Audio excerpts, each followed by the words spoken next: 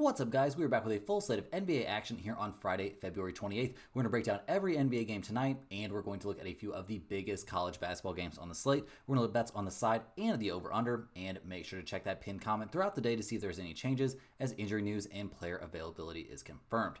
Thursday, guys, part of it went the way we thought it would, part of it did not. We finish up 2-2 on the day. Got off to a great start. The Warriors -5.5, a transcendent performance there by Steph Curry. In celebration, guys, I have my Curry shirt on, so well done by Steph. Another amazing night out there, and the Warriors get a comfortable winning cover. It looked a little bit sketchy there for a bit, but they eventually get the job done. We had Denver -2.5. Denver shot 9 of 34 from 3. They shot only 11 free throws in the game. Milwaukee shot 41% from 3 and 28 free throws in the game. I'm not one to cry refs plan, but this kind of seemed like a spot where Denver did not get the calls they probably deserved there on the road. So a loss there. We also had Dallas -10. They won that game by 7. Thank you for that loss to Najee Marshall, who went 0 of 6 from 3 and 1 of 11 from the field. If he has even a normal night there, in the starting lineup, we see Dallas win and cover this one comfortably, but unfortunately for us, another loss. But finish the day off strong, guys. We had the Pelicans +7.5. It was a straight up win there. They won that game by 8 points. Zion looked unstoppable down the stretch, and that's something we're going to be looking at here as these teams run it back here on Friday. Guys, if you want to win all of your bets today, subscribe to the channel. I really, really appreciate it. If we get to 1,000 likes on this video, I'm going to be giving away a free hoodie.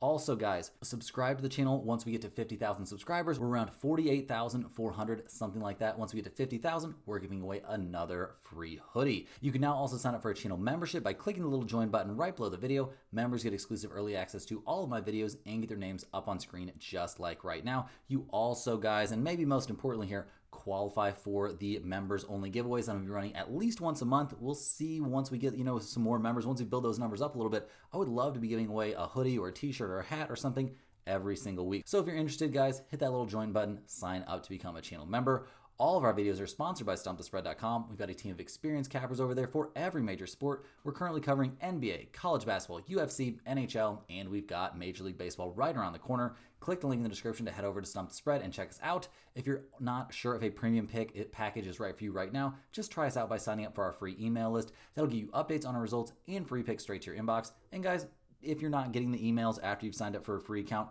definitely check your spam folder. We've been having a horrible time with that recently. You can add Stump the Spread to your trusted email list, and that'll make sure that those get right through to your actual inbox and don't end up in that spam folder. Comment below with any bets you're looking today. I'll give you my best advice on all of them. I see every single one of your comments. They come straight to my phone. I do my best to respond, and don't worry, guys, at some point, every single person who comments on my video is going to get a direct response from me. As always, our favorite picks will be in the pinned comment down below. Now let's get into our first game of the night. We've got an interesting one. We've got the Denver Nuggets going on the road to take on the Detroit Pistons. Denver comes into this game fresh off of kind of a bad deal there at Milwaukee. Like we kind of recapped, they didn't get the calls they've probably deserved. Jokic was nuts out there. 13 of 16 from the field for him. He played amazing, as you kind of expect him to do. But despite a monster triple-double, guys, it just didn't get quite enough help out there. Jamal Murray was fine, but not great. Michael Porter Jr. really struggled shooting the ball. That's a big problem for this team when that happens. Aaron Gordon, not a very good night shooting the ball either. Christian Brown, not amazing. The bench did some positive things, but nothing insane. I mean, Westbrook only 4 of 13 there from the field. So not a great night there for Denver. They're going to try to bounce back here, playing on no rest, going on the road to take on these Pistons, who at 33 and 26 on the season are killing it right now. They're fresh off of their biggest win of the season, probably that win over the Celtics. They've now won 8 in a row. Things are going kind of nuts there in Detroit. I mean, over this winning streak, they got wins against the Celtics, Clippers, Hawks, and that's kind of where it tails off. But still, very, very solid stuff. I got to feel great for Cade Cunningham and company. Like, they all played really, really well in that game. Malik Beasley actually led the way in that one. What did he have? Like 26 points. It was a +12. Cade had 21. Not very efficient 21, but still 21. And we just saw them play a very, very good game. They dominated the boards 51-32 in this game. So, yeah, a lot to feel great about if you are a Detroit Pistons fan. And they're playing really, really well, guys. They come into this game looking, pretty healthy. Schroeder is on the injury list. That's somebody to keep an eye on. But right now, guys, with that ankle issue, it's apparently not a big deal. He is probable for this game. So, sounds like we are very, very likely to see Schroeder out there. And basically a full-strength Pistons team. They're getting 1 point is all. They're 1 point underdogs here at home We got a total of 236.5.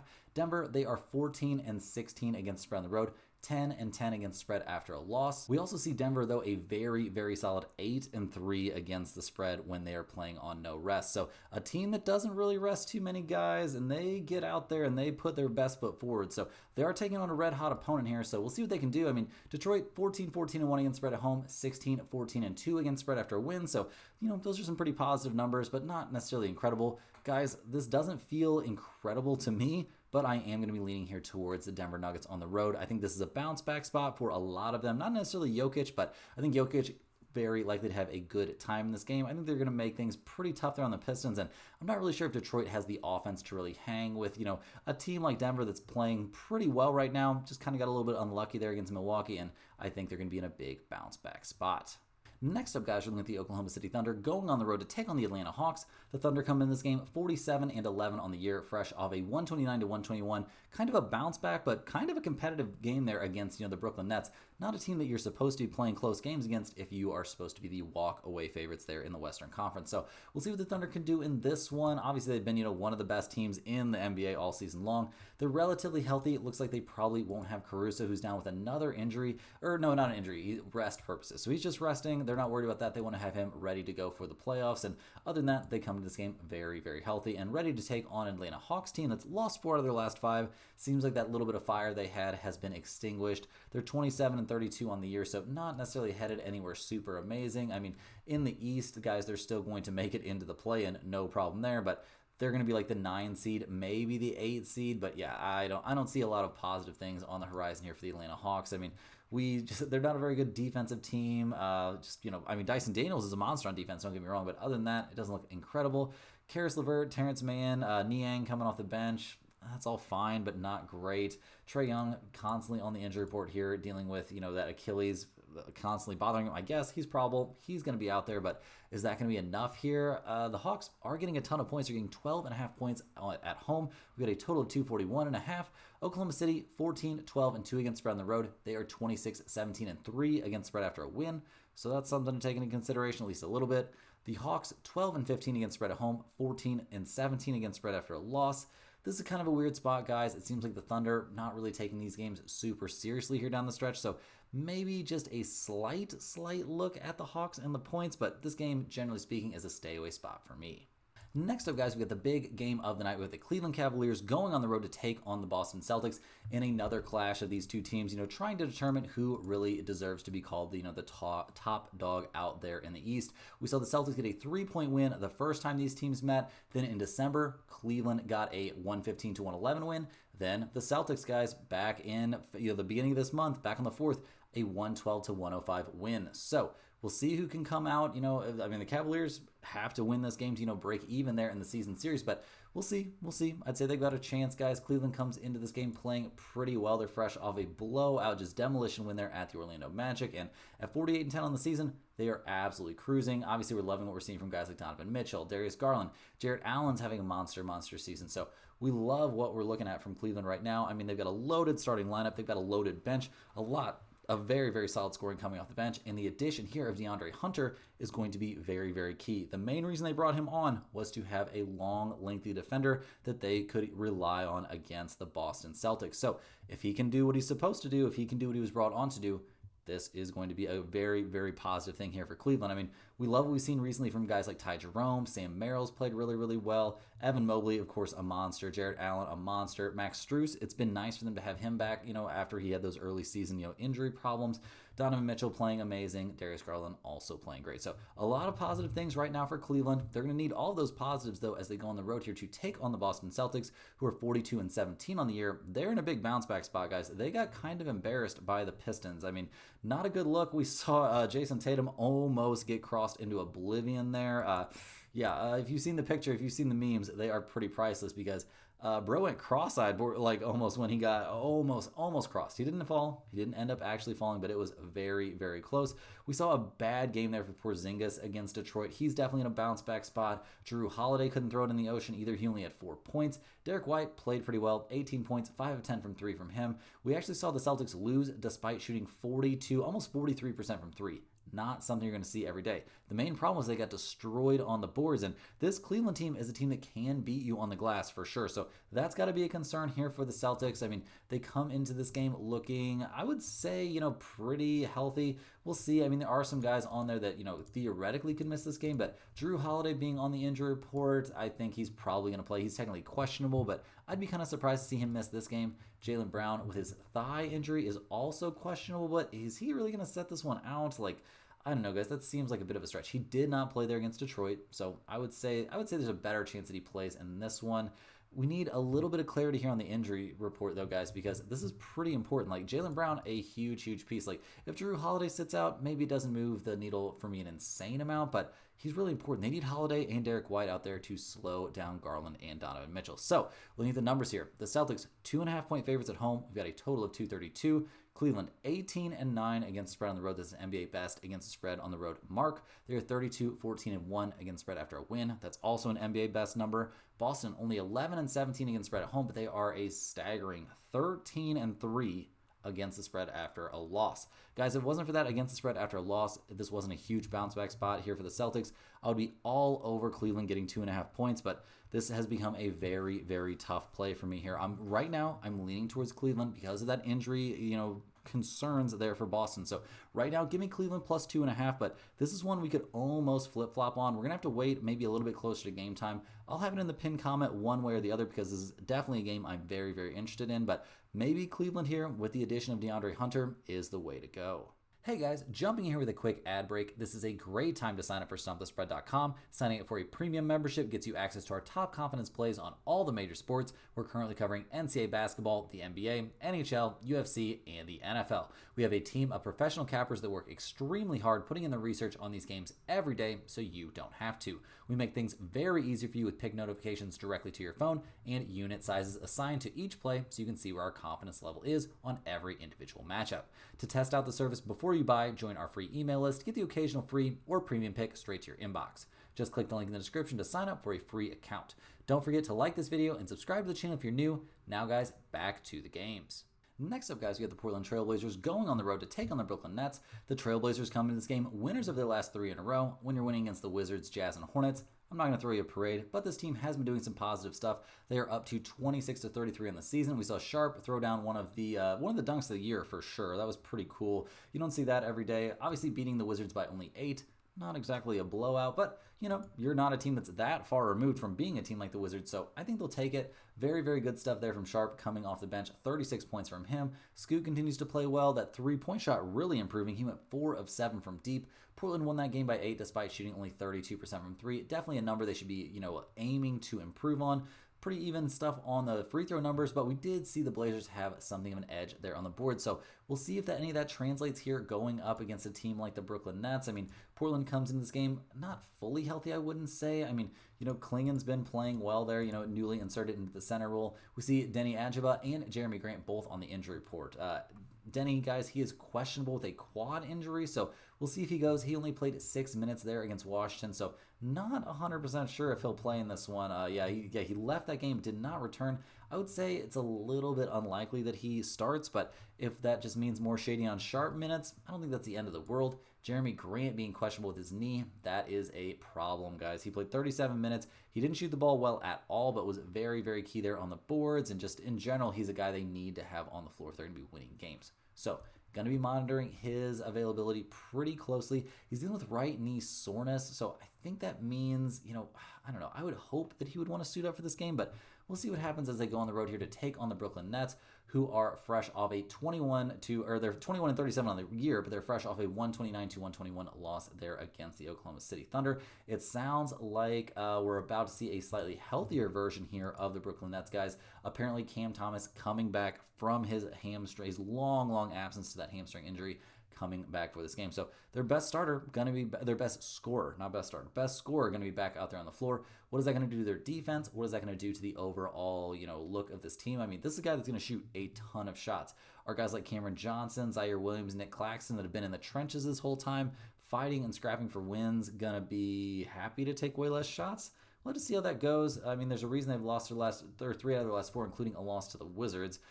it's going to be interesting, guys. We'll see what that does to this team. The odds makers kind of like it, guys. The Nets are 1.5-point favorites at home. We've got a total of 218.5.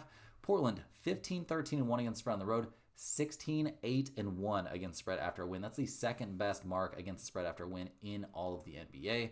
Brooklyn 12-16 against spread at home. 20-15-1 against spread after a loss. So they're a little bit of a bounce back team, guys, but right now I'm leaning towards the Portland Trailblazers getting that 1.5. I think they're the better team right now. I don't think this is just going to be a smooth transition back to the Cam Thomas show. I don't think the Brooklyn, the entire team's going to be really that stoked about just watching him cook 1v5, and I think that's going to lead to Portland having a better time there on offense and getting a comfortable win. Next up, guys, we're looking at the Indiana Pacers going on the road here to take on the Miami Heat. The Pacers, 33-24 on the year, fresh off a nice blowout win there against the Raptors. They have won 4 out of their last 5, but when your best win is probably taking down the Clippers or maybe the floundering Grizzlies, I'm not going to throw you a parade. We did like what we saw against the Raptors. We saw Halliburton have a big game, but those have been few and far between this season, guys. And is he going to be able to do that against a team like the Heat? We'll have to wait and see. I'm not going to say it's necessarily impossible. This is not, the caliber of defense that we're used to seeing from a team like the Heat. Over the course of the season, we've actually saw the Heat win game 1 of this season series, but the Pacers have pretty comfortably taken the next 2. So we'll see if that's what happens in this one, guys. I mean, the Pacers, they come into this game, I would say they're, probably feeling pretty decent about themselves. They're pretty healthy. We see TJ McConnell there on the injury report dealing with that ankle issue. He's questionable. I would say he's closer to probable, basically. I mean, I would be a little bit surprised to see him sit out a 3rd game here, but it's not impossible. Also, he doesn't move the needle that much for me here as they go on the road to take on the Heat, who are fresh off a 130-109 bounce back win there against the Hawks. We saw Hero and Duncan Robinson each put up 24 points. The Heat shot the lights out, making 23 threes in that win. So good stuff there, but you're knocking off a team like the Hawks. I don't think it's time for me to super freak out. This Miami team not having a great time. I mean, they're currently sitting in 8th place in the 8th seed out there in the East, and they're obviously going to make the playoffs or at least make the play-in, but they're definitely not catching teams like Detroit or Milwaukee. So no way they're figuring out a way to get into that 6th seed. This is not a team that improved over the trade deadline. There's no way around that. They come into this one looking a little banged up. We've got Wiggins and Bam both on the injury report. Wiggins, guys, dealing with that ankle issue. He's questionable for this game. He did play in that one against Atlanta. He played 29 minutes. So yeah, we'll see. I would say he's closer to probable. Bam, on the other hand, guys, he's got an ankle complaint as well. He played 35 minutes there against Atlanta. Bam, not a guy that is used to sitting out very many games. So we'll see what happens, but I kind of expected both of them to play here. The Heat are still getting 3.5 points at home. We've got a total of 225.5. Indiana, guys, 15-15 against spread on the road, 14-18 against spread after a win. Miami, 11-13 against spread at home, 8-18 against spread after a win. Guys, I'm be leaning towards the Pacers here at -3.5. I just think they're the far better team, and squads aren't too upset to be beaten up on Miami. They're a team that, has been known to talk a little smack over the years, and I just don't see them having really the talent level to hang with the Pacers. Next up, guys, we're looking at the Toronto Raptors. They're going on the road in this one to take on the Chicago Bulls. Toronto comes into this game, obviously not a team that's, looking to play hard here at the end of the season, but they've put in some effort on a few games. We saw them take the 111-91 loss there against the Pacers. That's not a good look. Now they got to take on the Bulls, obviously a team they've got to feel like they can beat. We didn't love what we really saw from anybody. I mean, quickly, I guess, put up 18 points, but it wasn't amazing. 16 there from Magobo, but I don't really think that gets us over the edge, you guys. There is 6-27 from 3 in that game. This team just not very great right now, and we'll see what they do against, in a matchup here against a much more, reasonable opponent. Scotty Barnes on the injury report, guys. Obviously, they need him out there if they want to be competitive. He's dealing with a hip issue. We'll see. He hasn't played since back on the 25th against Boston in that pretty close game, so we'll see if he comes back for this one. I think he is pretty close to truly questionable, though. So that's a little bit concerning. Don't know if we're going to have him here on the road against the Chicago Bulls, who are 23-36 this season. They are not having a good time. They just lost a 5-point competitive game there against the Clippers, but yeah, I mean, this just isn't a Chicago Bulls team that needs to be taken very seriously. I mean, Zach Collins was just their leading scorer in a game. We did like what we saw from guys like Lonzo Ball. Zach Collins putting up 21 is nice. Maybe he becomes a piece here for the Chicago Bulls. I don't know. But despite shooting 45% from 3 against the Clippers, they were not able to come away with the win. That's a little bit concerning in terms of their injury report here for Chicago, guys. I mean, it hasn't been all sunshine and butterflies for this team this year. I mean, Vujicic on there for sure. Patrick Williams, Jalen Smith, both out Vujacic, guys, doubtful for this game with a right calf strain. So that is a very big deal. Despite that, guys, we see the Bulls as 1.5-point favorites at home. We've got a total of 234.5. Toronto, 15-12 against spread on the road. They're also 24-15-1 against spread after a loss. Chicago, 14-16-1 against spread at home, 20-15 against spread after a loss. Guys, I'm going to be shading here towards the Toronto Raptors, especially since Vujacic probably not playing in this game. Like, he's a pretty big piece there for the Chicago Bulls, and if he's out, I think they're going to struggle a little bit. So give me Toronto in this one, but it's a pretty small lean.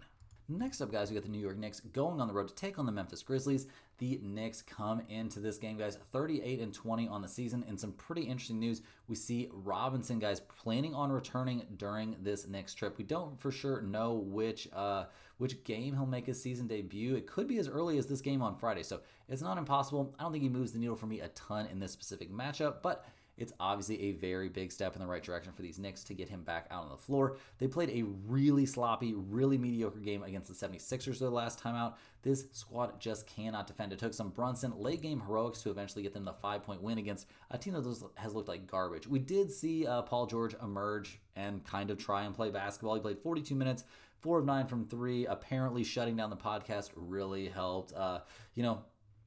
Paul George go out there and get a loss. So I don't know what to say about that in the long term, guys, but I haven't been super jazzed up about Paul George and the 76ers, and I'm not really super jazzed up about the Knicks right now either. I mean, it took 34 points from Brunson, 28 points from Mikal Bridges for them to barely eke out a win against a pretty bad opponent. So we'll see what they do here on the road against a pretty decent opponent in the Memphis Grizzlies, who are fresh off a crazy 151-148 win in overtime there against the Suns. They didn't really bounce back from that loss against the Cavaliers the way that I thought they would. At 38-20 on the year, they're still one of the top teams out there in the West. Like, they're in the 2 seed. They're only 1.5 games up on the Houston Rockets. They're 2 games up on the Lakers. So things could definitely change there in the top of the West. But right now, Memphis is in the mix. They haven't done well against good teams. I don't know if the Knicks qualify as a good team right now, though, so that's kind of interesting. Jaren Jackson Jr. has been a monster. We've liked what we've seen from Ja Morant when he's out there, but he's not always out there, guys. And in terms of the injury report here, we see only Desmond Bane on there, so Ja's going to be out there. No concerns for this one. Bane, questionable with that groin issue. He did play in that game against the Suns, played 43 minutes. So we're going to need to keep a close eye on that. It's not the end of the world if Bane ends up sitting out, because Memphis has other dudes that I don't mind seeing out there. Like, this means more, G.G. Jackson, Luke Kennard, Scottie Pippen Jr. minutes. I don't think that really qualifies as the end of the world, especially against a team that plays very little defense in the New York Knicks. And just to make sure we didn't miss that Knicks injury report, guys, Josh Hart, Karl-Anthony Towns, both on there. Cat maybe missing this game with his knee issue. Definitely a big problem if he ends up sitting it out. I would be a little bit surprised to see him come back, to be honest. It seems pretty unlikely to me, and it seems like it would be very foolish to have him back out there. We all see Josh Hart questionable. I do expect him to play, but regardless, guys, looking at the numbers here, the Grizzlies are 3-point favorites at home. We got a total of 244.5. The Knicks 13-14 against spread on the road, 16-20-1 against spread after a win. Memphis 18-10 against spread at home, 21-15-1 against spread after a win. Guys, give me the Grizzlies here at -3. I think this is a pretty good spot, and there's a decent chance Karl-Anthony Towns sits this game out. If he doesn't, I think Jaren Jackson Jr. can pose a lot of problems for him, especially if that knee is not at full strength. I don't care about the potential return here of, Mitchell Robinson. I don't care about that. I don't think that's a big deal, and it might not even happen. So we're not going to be worried about that. What we are going to be worried about is seeing the Grizzlies win this game by at least 4. Rolling right along here, guys, we're looking at the New Orleans Pelicans going on the road to take on the Phoenix Suns. This is a rematch of the game that just happened last night. Just ended a few minutes ago, actually, but we saw the Pelicans eventually come away with the 124-116 win. And yeah, Zion putting up a triple-double. Monster stuff by him. Turns out getting in shape makes you better at basketball. Who would have thought? Zion, 31 minutes, a +17, 27 points, 11 assists, 10 rebounds, and just looked unstoppable down the stretch in that game. So big ups to Zion. Congratulations on getting in shape and playing so well. We love what we saw. All starters scored in double figures. 14 points off the bench from Alvarado. Jordan Hawkins, who did tweak his ankle, did have a +22 and 10 points while he was out there. They shot 36% from 3. Not insane. Didn't get to the line very much, but neither team did. And yeah, they played okay defense. I mean, we see Kevin Durant, 28 points. Devin Booker, 36. And we see the Phoenix Suns take the loss. So not super shocking to see that. The Suns not having a good time. Obviously, we don't have super updated injury reports here for these two teams as this game just ended, but we don't have really any indication that guys like Zion are going to sit this game out. On the Suns side, guys, I mean, I would assume we're going to see most of them. Bradley Beal did sit this game out, so maybe he doesn't play because of that calf issue, so we'll see. But regardless, guys, looking at the numbers here, the Suns, they are 6-point favorites at home. I have no idea why. We've got a total of 237 out there.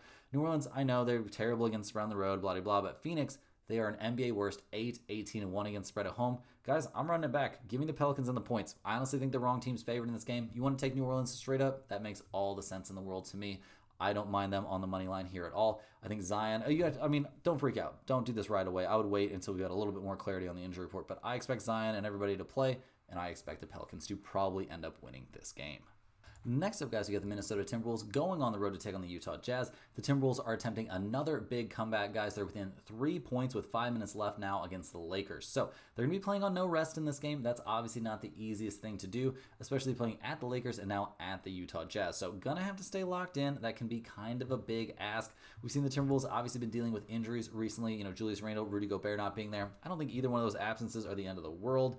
We'll see. We'll see what goes on there, but I'm not, holding my breath for either one of those guys to be coming back. We did see Dante DiVincenzo come back. He's playing well in that game, so that's a big boost, but is he going to play on back-to-back nights? That seems a little bit questionable to me, and I could definitely see the Timberwolves not being at full strength for this game as they go on the road to take on the Utah Jazz, who've lost 4 out of their last 5. They're only 14-44 on the season, so that's obviously a little bit suboptimal. We see a lot of injuries. Colin Sexton out, John Collins out, Lauri Markkanen on there listed as day-to-day. It sounds like his back issue has him questionable. It feels very much like they want to sit him out as many games as possible as they continue just tanking things out. Like, clearly, this Utah Jazz team trying to, keep guys off the floor so they can lose as many games as possible and have the most chances there in the Cooper flag sweepstakes. So I don't blame them there. The Jazz are getting 4 points here at home. We've got a total of 227.5. Minnesota 16-13 against spread on the road. The Jazz 15-14 against spread at home. 20-23 against spread after a loss.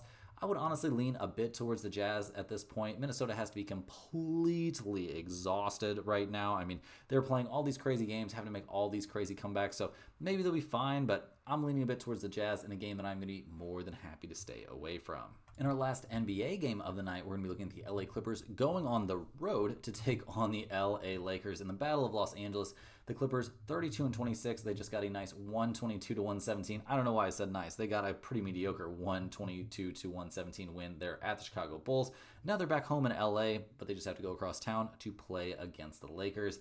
Losing 3 in a row at the Pistons, at the Pacers, and at the Bucks doesn't necessarily look great. This team has been a bit all over the place this season. They seem like they might be bored with the regular season at this point, but it's a little bit embarrassing to be bored with the regular season when you're a barely above 500 team. I mean, right now we see the Clippers hanging on to that 6th seed, but they better hang on tight because they've got the Warriors and the Timberwolves and the Mavs and the Sacramento Kings all within a game and a half. So if you don't want to plummet down the standings, I don't think they can fall low enough to, fall behind the Phoenix Suns and fall out of the play-in, but right now, guys, things aren't looking all hunky-dory for those LA Clippers. I mean, they come into this game looking, I would say, relatively healthy, but with the one major exception there being Norman Powell, who is dealing with that knee issue. He's questionable for this game.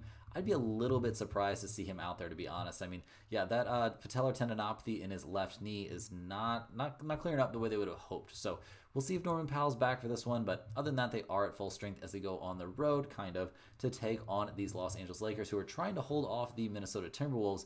Obviously, guys, the Lakers are going to be playing on back-to-back nights here where they're 4-3 on the season. Sounds like LeBron probably will be playing in the second half of back-to-backs. I would maybe worry a little bit about Luka playing in the second half of back-to-backs, guys. That's a bit of a concern. We saw Rui Hachimura miss their current game. It looks like he's a more important piece than I would have necessarily guessed. A left knee strain there against the Timberwolves. Yeah, he did not return to that game. Sounds like he's probably going to be out for this one as well. So, yeah, that's not good news. That is not good news at all. I mean, he left that game against the Timberwolves. That's the game on Thursday. So not very good news there for Rui. Other than that, the Lakers should be healthy coming into this game, but you never know if guys like Luka or LeBron can end up sitting out the second half of a back-to-back here. And the Lakers, guys, they're 1.5-point favorites right now. Obviously, an early opening line. We've got a total of 221.5. The Clippers are only 12-17 against spread on the road, but they're 18-13 against spread after a win. The Lakers are 16 and 11 against spread at home this season. Guys, this is a wait and see spot for sure. I'm honestly leaning a little bit here towards the Clippers, but without Norman Powell, that feels a little bit sketch, and we need to know who's going to actually play in this game for the Lakers before we really go nuts on this game. Switching gears here, guys, we're going to look at a few games on a pretty short college basketball slate here on Friday. First up, we're looking at the A10. We've got the Davidson Wildcats going on the road to take on the VCU Rams. Davidson, guys, 16 and 12 on the season. They're fresh off a tough loss against St. Louis. They lost that game by 1 point, which has to feel pretty brutal. I mean, Robbie Avila made that game-winning layup with 4.3 seconds remaining, and the Pelicans end up getting that win. So, rough stuff there for the Wildcats, who haven't had the greatest season, to be honest. I mean, they've got a decent leading scorer there in Reed Bailey, 4 assists, 20 points per game, shooting 50% from the field. You can't ask for much better than that, but right now they're currently, 5th from last in the conference, guys, 6 and 9 in conference play. The rebounding numbers, not great. The assist numbers look fine, but the defense isn't really good enough if your offense is going to be averaging 73 points per game. So we'll see what they can do here on the road at VCU, a team that, it's not an easy out, guys. VCU, the best team in the conference so far this season. We'll see if Davidson can keep it a little bit competitive. I mean, the Rams 23 and 5 on the year. They're fresh off another win. They took down Richmond 78-60. So not exactly a close game. We liked what we've seen this season from Max Shugla. I mean, we've seen good stuff from this team, especially on the boards and defensively. They are elite. 55th in the nation in rebounding, and those are not fake rebounds either. We also see this as an elite defensive team giving up around 62 points per game. That is dominant stuff. I mean, they're just looking to salt away a win here in the A10, finish things off strong. They are tied with George Mason for that top spot, so definitely work still to do. They did beat George Mason last time they faced each other, a solid 70-54 win. So we'll see what they can do here against Davidson. I mean, there's not a lot of negatives to look at right now for VCU, and the odds makers agree. They have the Rams, guys, 15.5 point favorites. We've got a total of 142.5. Davidson 7-2 against spread on the road, 14-13 to the over. VCU 10-3 against spread at home, 16-11 to the over. Guys, we see Duquesne on deck there for VCU, so not exactly the toughest opponent. For Davidson, they've got Loyola Chicago on deck, so maybe a slight look ahead spot, but I don't think that's a huge deal. I'm going to be leaning a bit here towards Davidson and the points. I think they can keep this relatively close here against a VCU team that's probably not going to be completely locked in against a Davidson squad that, can hang around. They've done a good job on the road, but this probably isn't a game that's going in the pinned comment.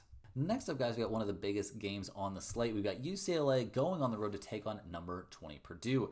The Bruins, guys, 20-8 on the season. They're currently in 4th or 5th, tied for 4th. They're out in the Big Ten, so pretty good stuff from them this year. Honestly, like their first year in the conference. They're fresh off a nice 69-61 home win over Ohio State, but now they got to head back east, guys, to take on Purdue and then Northwestern. So we'll see what they can do, see if that defense and rebounding travel. I mean, not necessarily a dominant rebounding team, but the defense is very, very good. And it's not like they're taking on an easy opponent here in Purdue. This is one of the toughest opponents you can take on in the nation, or at least that's what it looked like. So we'll see if guys like, Dylan Andrews can hold together here against Purdue, especially going on the road here. I mean, the Boilermakers, 20th in the nation. They come into this game 19-9 on the season. They've plummeted down the standings there in the Big Ten down to, they're 11-6 on the year, so tied for 4th place because they've now dropped 4 straight games. Now, when you look at these losses, they're not horrible. Maybe their last one not great. I mean, losing at number 20 Michigan by 2 points, losing by 10 against Wisconsin, that maybe doesn't look incredible, but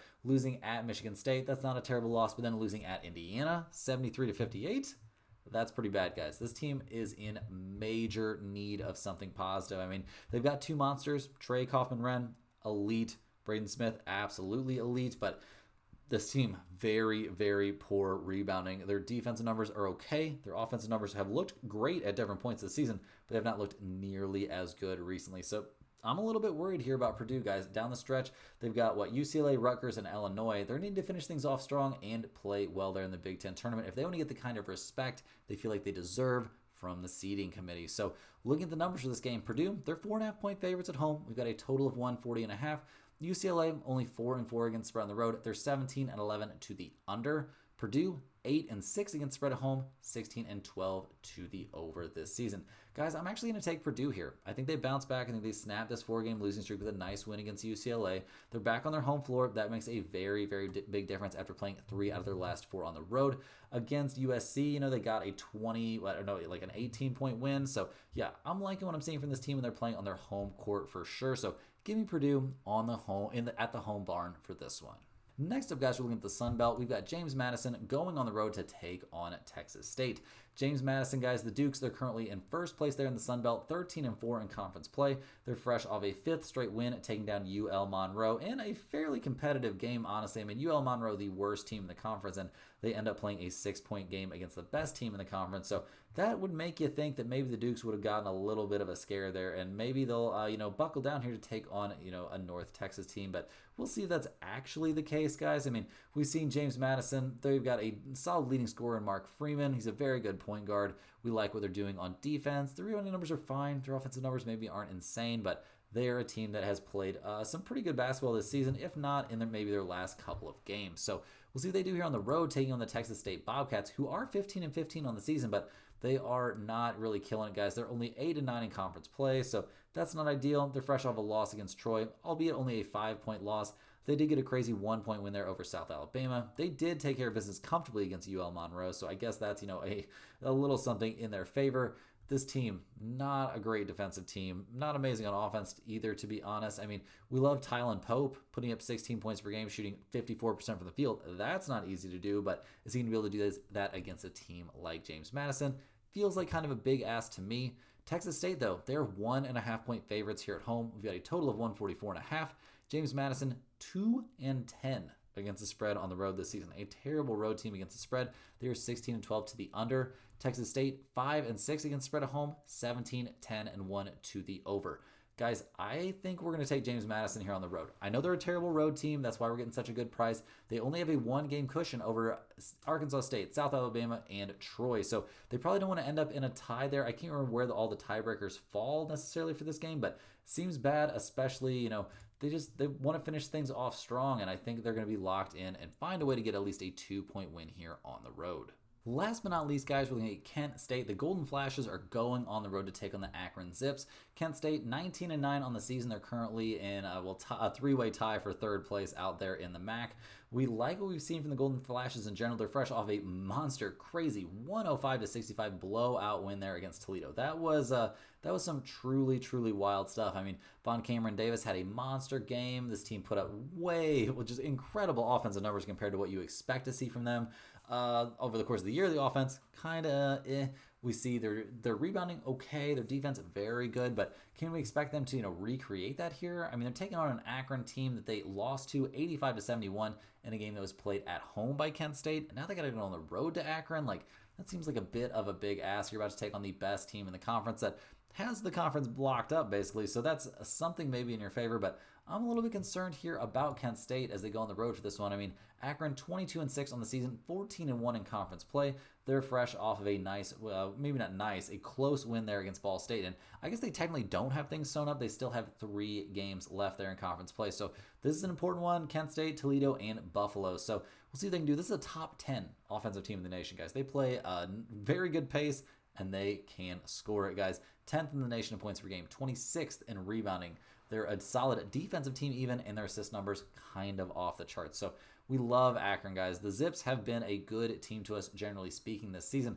Can they be a good team for us here? Well, they're 4.5-point favorites. We've got a total of 155.5. Kent State, guys, 7-3-1 against spread on the road, 15-11 to the under. Akron, 6-6 against spread at home, 16-9-1 to the over. So kind of interesting to see that, guys. I mean, taking on Kent State here, a team that they will surely have played earlier this season, I guess, but maybe no, they have not played Kent State yet this year. So, oh no, yeah, they did. They got that 85-71 win. Yeah, it's right there in front of me. Guys, newborn dad brain. Gotta watch out for it. But we saw Akron get a 14-point win on the road in that one. They shot 40% from 3 away from home.